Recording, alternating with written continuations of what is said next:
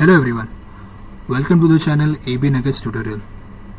और आज का हमारा टॉपिक है वो है how to install Junos version file via WinSAP। तो गाइस चलिए शुरू करते हैं हमारे इस ट्यूटोरियल को। लेकिन स्टार्ट करने से पहले गाइस मैं आपको एक शॉर्ट इन्फॉर्मेशन देना चाहता हूँ। हम हमारे डिवाइस को 3 वेज में इंस्टॉल कर सकते हैं।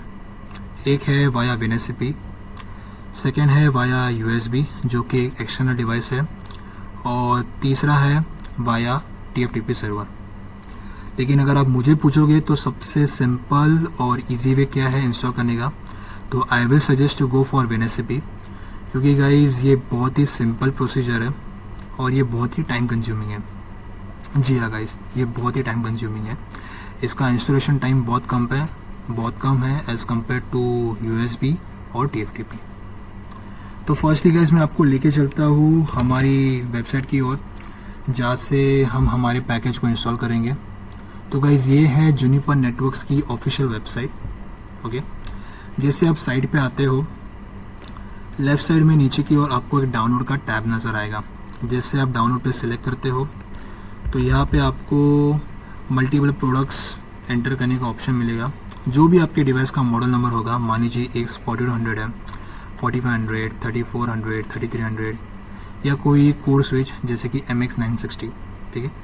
तो उस पर्टिकुलर स्विच का मॉडल नंबर आपको यहाँ पे एंटर करना है। जैसे आप एंटर करते हो ये आपको रिडायरेक्ट करेगा डायरेक्टली पैकेज की ओर, वर्जन की ओर। यहाँ पे गाइज आपको मिलते हैं मल्टीपल ऑप्शंस सिलेक्ट करने के लिए। फ़िलहाल के लिए X4200 में जो है स्टेबल वर्जन और जो कि रिसेंट इसका लेटेस्ट वर्जन जो है वो है 15.1। लेकिन आज की वीडियो में हम 15.1 को यूज़ नहीं करेंगे और हम यूज़ करेंगे 12.3 को। 12.3 में गाइज में इसमें भी 2 पार्ट है। Either you go for 12.3 R12 S12 के लिए, या तो यू गो फॉर 12.3 12.4 के लिए, R12.4 के लिए। ओके, दोनों भी स्टेबल वर्जन है गाइस। आप दोनों में से कोई भी वर्जन इंस्टॉल कर सकते हैं, दोनों में से कोई भी आप यूज़ कर सकते हो। इसके बाद गाइस ये आपको फाइल नज़र आएगी, आपकी पैकेज फाइल, जिसकी साइज़ है अराउंड 106 MB की। और हमारी हर एक पैकेज फाइल आती है .tgz के एक्सटेंशन के साथ। जी हाँ गाइस, .tgz के एक्सटेंशन के साथ। ओके, तो जैसे आप यहाँ पे सिलेक्ट करते हो ये रिडायरेक्ट करेगा आपको साइन अप की ओर। आपको क्रेडेंशियल डाल के पेज को साइन अप करना है और उसके बाद आपकी फ़ाइल ऑटोमेटिकली डाउनलोड हो जाएगी।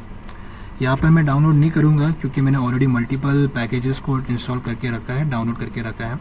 तो हम डायरेक्टली चलते हैं हमारे स्विच की ओर। ओके, तो गाइस ये मेरा स्विच है जिसका मॉडल है EX4200 48 पोर्ट का। लॉगिन करते हैं हमारे स्विच को।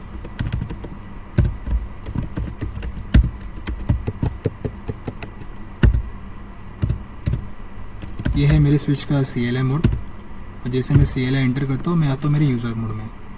यूज़र मोड में गाइस आने के बाद आपको पहले चेक करना है आपके डिवाइस में कोई एग्जिस्टिंग वर्जन है क्या, उस वर्जन का रिलीज़ ID क्या है, जो कि है 12.3 R12 S12, जो कि मैंने ऑलरेडी इंस्टॉल करके रखा था पहले से। तो वो यहाँ पे आपको नज़र आएगा, ठीक है। उसके बाद गाइस आपको कॉन्फ़िग मोड में जाना है। यहाँ पे आने के बाद गाइस आपको आपके डिवाइस का मैनेजमेंट पोर्ट यूज़ करना है गाइस। जी हाँ गाइस, आपके डिवाइस का मैनेजमेंट पोर्ट जो है हमें उसको यूज़ करना है। यूज़ करेंगे guys with the help of LAN cable. LAN cable का एक एंड कनेक्टेड होगा आपके मैनेजमेंट पोर्ट को और दूसरा एंड कनेक्टेड होगा आपके डेस्कटॉप या आपके लैपटॉप के RJ45 स्लॉट को। लेकिन गाइस कनेक्शन ऐसा होना चाहिए कि आपका डिवाइस और आपका लैपटॉप, मान लीजिए आपका स्विच और आपका लैपटॉप एक ही नेटवर्क में होना चाहिए। अगर एक नेटवर्क में नहीं होंगे तो इंस्टॉलेशन के लिए हम प्रोसीड नहीं कर पाएंगे। तो देखते हैं इसके इंस्टॉलेशन प्रोसीजर की ओर।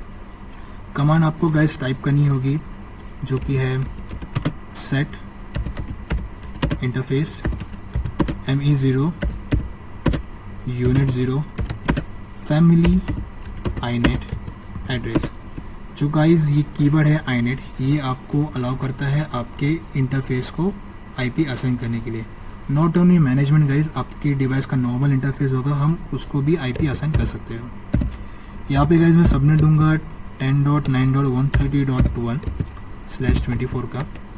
अगर मैं /24 का सबनेट मास्क अगर मैं नहीं भी देता हूँ तो मेरा स्विच बाय डिफ़ॉल्ट इसको /32 का सबनेट मास्क असाइन कर देगा और ये बन जाएगा एक स्पेसिफिक आईपी।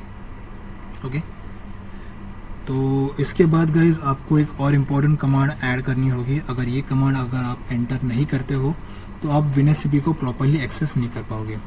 ये कमांड है guys set system services SSH। जी हाँ गाइज, हमारे पास मल्टीपल सर्विसेज है,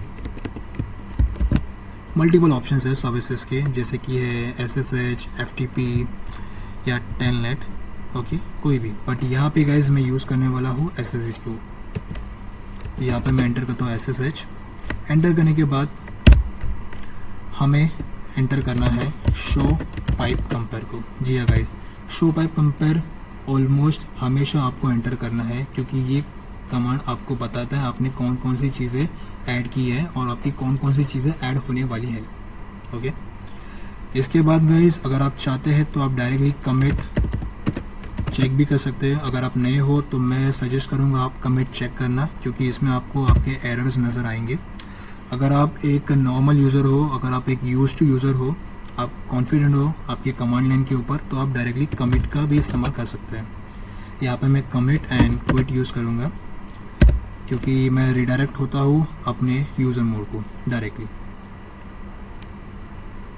तो यहाँ पे गाइस हमने इसको कमिट करने के लिए छोड़ दिया है।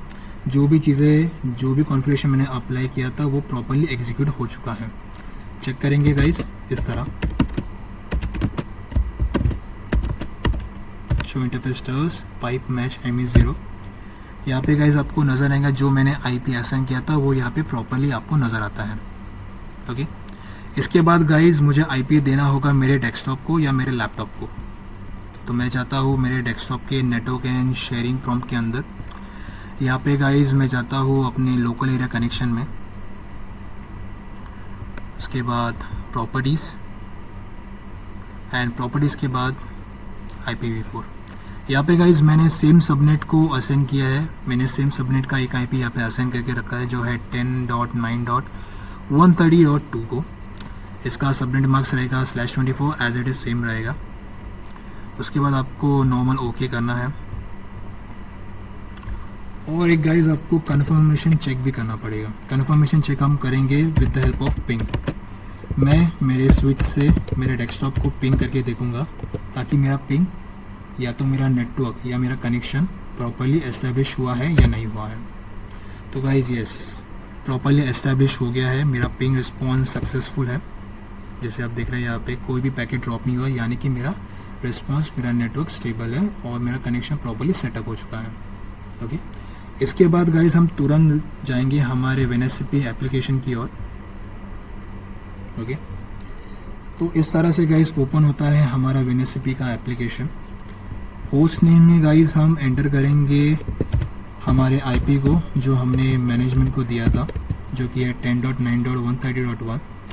पोर्ट ID गाइस जो हमारे SSH का जो पोर्ट ID था 22, जो कि यहाँ पे आपको नज़र आता है पोर्ट नंबर के सेक्शन में, जो कि है 22। यूज़र नेम गाइस होगा आपका रूट यूज़र और पासवर्ड होगा आपके रूट यूज़र का पासवर्ड जो भी आपने सेट किया होगा। एंटर करने के बाद गाइस हम लॉगिन करेंगे। लॉगिन करने के बाद गाइस कुछ हमें ऐसे नज़र आता है हमारे ये पोर्टल। लेफ़्ट साइड की ओर गाइस आपको मेरा डेस्कटॉप का फाइल सिस्टम नज़र आएगा और राइट साइड की ओर मुझे आपको मेरे डिवाइस की फाइल सिस्टम नज़र आएगी। तो ऐसे आप देख रहे गाइस यहाँ पे मैंने मल्टीपल पैकेजेस को ऑलरेडी इंस्टॉल करके रखा है। ओके, तो मुझे बस करना है कि कोई भी एक पैकेज को यहाँ से उठा के मुझे अपने डिवाइस में कॉपी करना है। तो रूट के अंदर मैं जाता हूँ वायर में, वायर फोल्डर के अंदर मैं जाऊँगा TMP। हाँ गाइस, ये एक फ़ोल्डर है जहाँ पे आप आपकी पैकेज फाइल को कॉपी कर सकते हैं।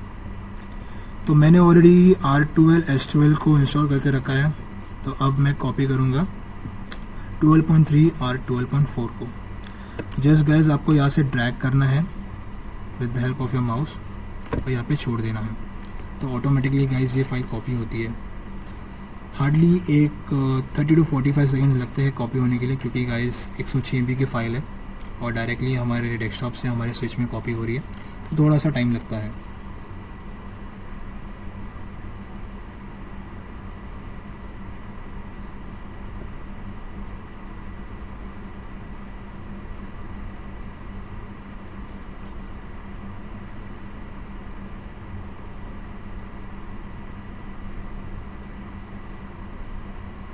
ओके, तो आई गेस हमारी फाइल प्रॉपरली कॉपी हो चुकी है। ठीक है, तो इसके बाद गाइस हम डायरेक्टली चलते हैं हमारे स्विच में। जी हाँ गाइस, यहाँ पे हम चेक करेंगे हमारी फाइल हमें नज़र आती है या नहीं। कैसे चेक करेंगे गाइस? एंटर करेंगे फाइल लिस्ट /var/tmp। ये एंटर करने से गाइस आपको दिखाई देगा कि मेरे वेर फोल्डर के टाइम फोल्डर के अंदर टीएमपी फोल्डर के अंदर मेरी पैकेज फाइल ऑलरेडी कॉपी हो चुकी है, प्रॉपरली कॉपी हो चुकी है। ठीक है, अब इस पैकेज फाइल को मुझे अपने डिवाइस में इंस्टॉल करना है, या कि मेरे डिवाइस में इसको ऐड करना है। तो ऐड करने का गाइस ये कमांड है, request system software add /var/tmp। और इसके बाद चाहिए तो गाइस मैं इस पैकेज फाइल को पूरी तरह से कॉपी कर सकता हूँ, और जस्ट मुझे राइट क्लिक करना है, या तो मैं यहाँ पे आके JI इंस्टॉल करूँगा, JI जस्ट टाइप करूँगा और मैं टैब मारूँगा। तो टैब मारने से भी मेरी फाइल ऑटोमेटिकली यहाँ पे शो करेगी। इसके बाद गाइस हम आगे और 2 चीज़ें ऐड करेंगे, जो कि है नो कॉपी और नो वैलिडेट। जी हाँ गाइस, ये ऐड करने से होगा क्या कि आपकी न्यू फाइल आपकी एग्जिस्टिंग फाइल के साथ कॉन्फ्लिक्ट नहीं करेगी, और ये टोटली डिफरेंट होगी। ओके, एंटर करते हैं गाइस, और एंटर करने के बाद आपकी जो नई फाइल है ये पहले तो जाएगी हमारे डिवाइस के वेरिफिकेशन के अंदर। पूरी तरह से जब फाइल वेरीफाई हो जाएगी तो उसके बाद आपको एक अलर्ट नज़र आएगा कि ओके, आपकी फ़ाइल प्रॉपरली वेरीफाई हो चुकी है और आपको आपके डिवाइस को रिबूट करना है। तो रिबूट करने से होगा गाइस कि जो भी चेंजेस हमने किए हैं वो प्रॉपरली अप्लाई हो जाते हैं। मोस्टली जब भी हम कुछ नई चीज़ें एंटर करते हैं, मान लीजिए जैसे यहाँ पे हमने इंस्टॉल किया है, तो हर इंस्टॉलेशन के बाद गाइस या हर कोई नई चीज़ों के बाद आपको आपका सिस्टम हमेशा कहेगा कि भाई आपको रिबूट करना ही है डिवाइस को, क्योंकि रिबूट करने से होता है कि आप नई चीज़ों को देख पाओगे, न्यू चेंजेस को आप अज्यूम कर पाओगे। ओके, तो इसमें गाइस एक थोड़ा सा टाइम लगता है प्रॉपरली वेरीफाई होने के लिए। ओके,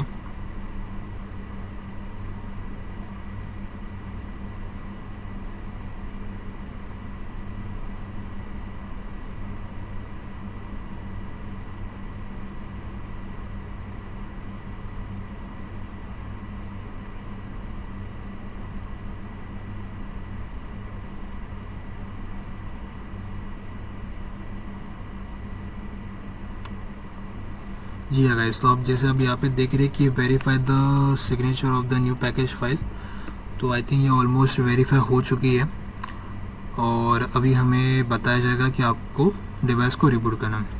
देखिए गाइस, यहाँ पे आपको एक वार्निंग आई है, एक अलर्ट आया आपको कि आपने फाइल प्रॉपरली इंस्टॉल हो चुकी है, जस्ट आपको रिबूट करना है। तो चलिए गाइस, रिबूट करते हैं हमारे इस डिवाइस को। एंटर करेंगे रिक्वेस्ट सिस्टम रिबूट। मैं नॉर्मली इतना एंटर करने के बाद अगर मैं एंटर करता हूँ, कमांड एंटर करने के बाद अगर मैं एंटर को प्रेस करता हूँ तो मुझे ऑप्शन मिलेगा येस और नो का। अगर मैं येस करता हूँ तो मैं रिबूट के लिए प्रोसीड करूँगा, लेकिन प्रोसीड करने के बाद होता है गाइस कि आपको एक 1 मिनट का टाइमर मिल जाता है, और उस 1 मिनट के टाइमर के बाद आपका रिबूट का प्रोसेस एक्चुअल में शुरू हो जाता है। ओके, अगर आप चाहते हो कि वो 1 मिनट का टाइमर अवॉइड करने को, तो आप जस्ट इसके आगे टाइप करना एट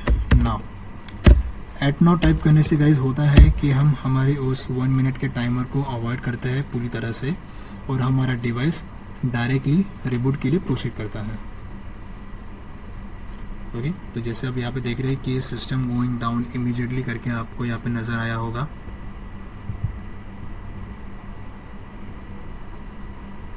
ओके, तो ये हो रहा है हमारा डिवाइस रिबूट अभी के लिए।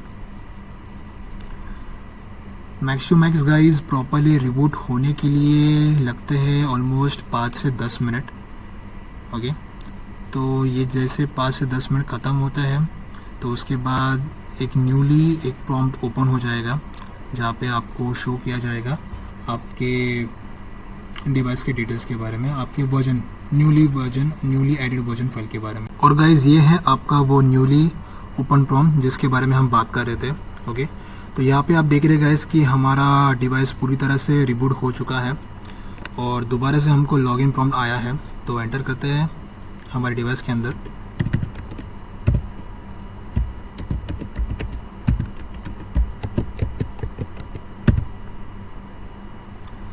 यहाँ पे गाइज आपने नोटिस किया होगा कि आपको आपकी वर्जन फाइल डायरेक्टली नज़र आती है। जी हाँ गाइज, तो इससे आपको एक क्लैरिफिकेशन मिल जाता है कि आपकी पैकेज फाइल जो है वो प्रॉपरली इंस्टॉल हो चुकी है। ओके, मैं यहाँ पे क्लियर, ओके, सो अभी थोड़ा बेटर और क्लियर दिखेगा। जी हाँ गाइज, तो इसके अंदर हम जाते हैं और जाने के बाद डायरेक्टली हमें शो वर्जन करना है। जैसे हमने देखा था हमको बाहर ऑलरेडी नज़र आ चुकी थी कि हमारी पैकेज फाइल प्रॉपरली इंस्टॉल हो चुकी है, बट फिर भी एक सेल्फ कंफर्मेशन के लिए हम दोबारा इसको चेक करेंगे via entering show version. Okay, तो गाइस जैसे आप यहाँ पे देख रहे हैं कि हमारी पैकेज फाइल ये प्रॉपरली इंस्टॉल हो चुकी है। ओके, अगर आप मेरी मानोगे तो ये एक सिंपलेस्ट वे है और गाइस इसको मोस्टली लगते हैं टोटली अगर देखा जाए तो 20 से 25 मिनट लगते हैं ये पूरे प्रोसेस को इंस्टॉल होने के लिए। जी हाँ गाइस, और अगर आप TFTP के थ्रू जाते हैं तो गाइस उसमें आपका टाइम कंज्यूमिंग होगा 40 to 45 मिनट्स, जो कि बहुत ज़्यादा है और मैं नहीं चाहता कि इतना टाइम आप वेस्ट करें, इतना टाइम आप यूटिलाइज करें। सो इट्स बेटर कि आप टाइम कंज्यूम करें। तो गाइस ये था हमारा आज का topic on how to install a Junos file via WinSCP। तो मिलते हैं गाइस आप सभी के साथ एक नए टॉपिक के साथ एक नई वीडियो में। और अगर आपको मेरा ये वीडियो पसंद आया होगा तो चैनल को ज़रूर लाइक कीजिएगा और सब्सक्राइब कीजिएगा। Till then guys, keep learning and thank you so much.